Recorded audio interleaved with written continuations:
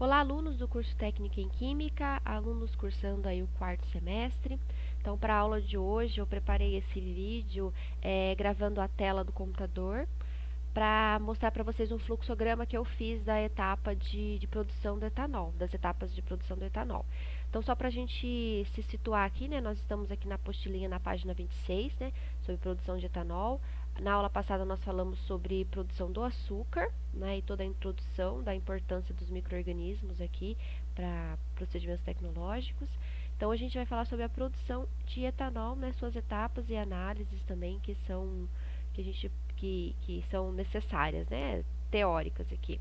Aqui na apostilinha tem esse link de acesso, né? Se vocês digitarem aí no Google e fizerem essa pesquisa, ou até mesmo clicar aqui em cima, ele vai levar vocês para uma página, que é essa página aqui.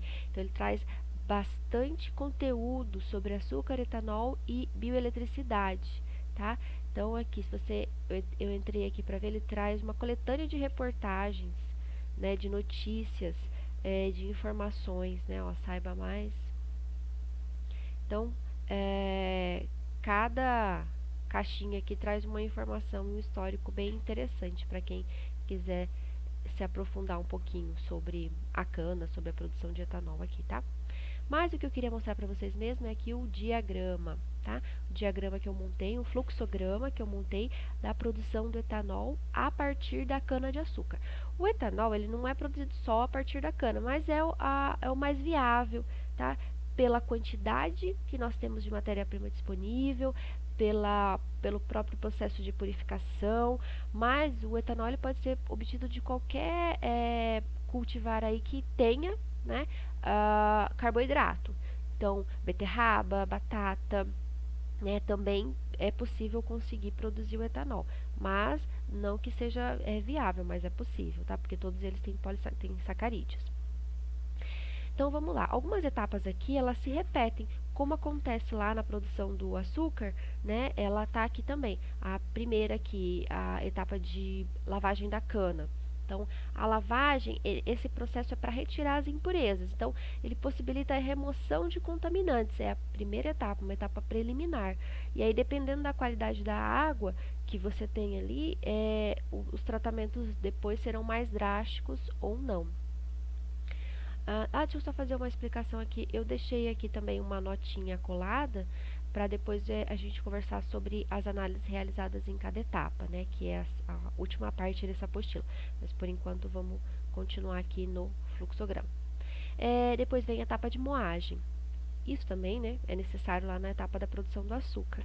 Então, na moagem, a gente tem aí a extração, né, e o peneiramento. Essa extração ela ocorre pelo método de compressão, né, um método físico mesmo, ou também por difusão. Né? A difusão é aquele processo onde você vai ter um contrafluxo na passagem de água e tudo vai ser diluído nessa água por difusão. E aí depois esse caldo tem que ser concentrado também. Mas o mais comum mesmo é ser utilizada aí a moagem. E depois o peneiramento, que seria a separação, né, das fibras da cana e do caldo, tá?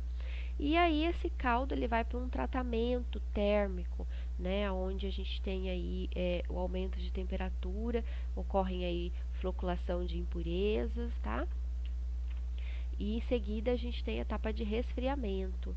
Por que, né, que tem que ser resfriado? Bem, esse resfriamento é para que você consiga depois colocar em condições para inserir as leveduras. Né? Que se você não resfriar, você não vai ter uma condição, um ambiente adequado para o desenvolvimento das leveduras. Né? Você vai ter muita morte de leveduras se o caldo não estiver resfriado. A seguinte etapa é a preparação desse caldo. Então, o que é a preparação?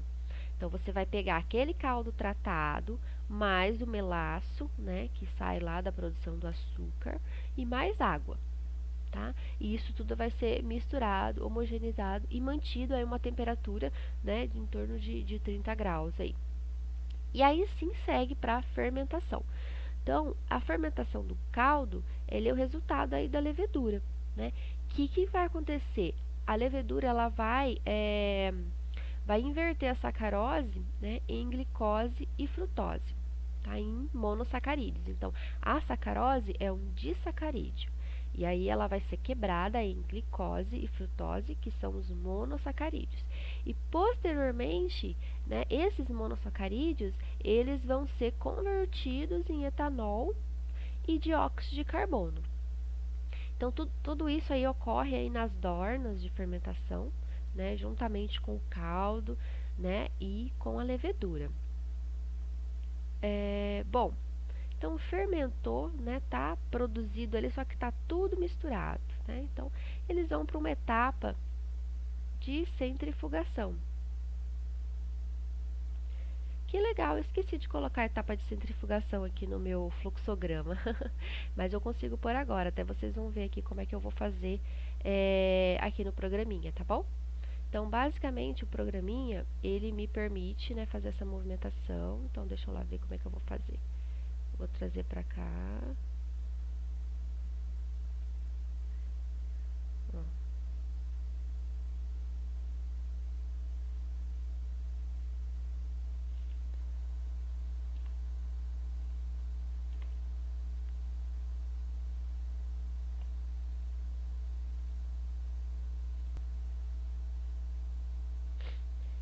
Bem, eu dei uma pausada no vídeo aí para eu poder acrescentar a etapa de centrifugação que eu tinha esquecido de colocar aqui no fluxograma, tá?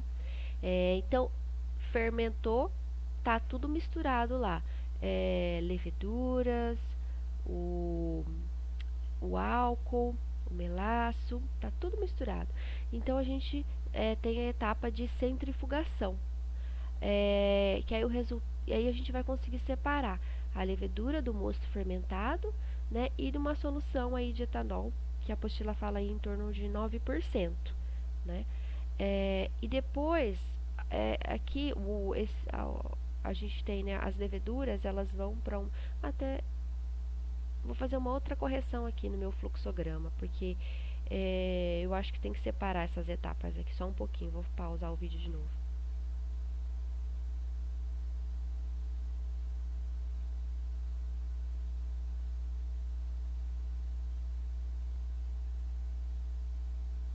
Então, voltando aqui, né, eu construí o fluxograma e depois, quando eu fui dar aula, agora na explicação que eu percebi que tinha algumas coisas que podiam ser melhoradas, né? Então, ó, centrifugou, separo a levedura, né, e vou com a minha solução lá para destilação, né, aonde, pela diferença de temperatura, eu vou conseguir volatilizar primeiro, né, os compostos que têm menor ponto de ebulição. Então, o etanol, né, é um dos primeiros que vai estar saindo. E o tratamento da levedura, porque essa levedura utilizada nessa fermentação, ela pode ser reaproveitada, tá? Ela pode voltar aqui para esse processo novamente. De que forma? Né? Aqui na apostila ele fala do tratamento com ácido sulfúrico diluído, e de fato é isso mesmo que acontece, tá? Em condições brandas, né, não por muito tempo, né, para eliminar as bactérias, e aí a gente não ter contaminações cruzadas ou micro-organismos indesejáveis. Então é feito esse tratamento mesmo, tá? Com isso, a gente pode perder um pouco de célula, né? Até por isso existe uma análise que é feita aí de viabilidade celular.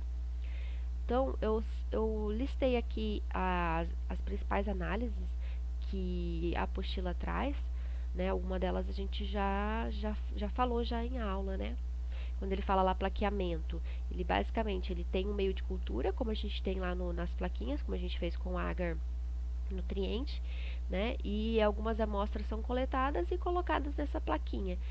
Se crescer alguma coisa ali que não seja levedura, né, é um problema. Então, eles fazem presença e ausência aí pelo plaqueamento. Eles fazem também bactérias totais. Esse UFC é unidades formadoras de colônia. Cada pontinho, né, que gera ali um ciclo de bactéria. Microscopia, né?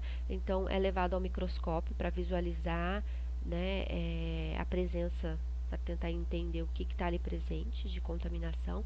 Viabilidade celular, que seria quais células estão boas ainda para ser utilizadas. Brotamento, seria a fórmula de reprodução dela, se está acontecendo. nível de floculação, né, a quantidade de contaminantes que está sendo formado ali, e o pH, tá? Bom, então, basicamente, aqui no fluxograma seriam essas informações que eu tinha colocado. Aqui na apostilinha de vocês ela trouxe meio separado, né, análises rotineiras durante o processo, e aí ele traz cada análise, né, que normalmente é utilizada, e traz também essa tabelinha, né, aonde ele coloca em cada etapa as análises e a frequência também, e aí também alguma análise complementar. É lógico assim que algumas indústrias podem seguir exatamente isso. Aqui tem essa fonte, né, Adaptado de Faria, que é um livro, mas não necessariamente seja exatamente isso, mas já é uma referência, certo? Então, para a aula de hoje era esse o conteúdo. Eu vou deixar uma atividade para vocês no Google Classroom. E na próxima aula eu já vou trazer uma apostila nova para vocês, que vai ser a última apostila, né, do curso. Então, até a próxima aula.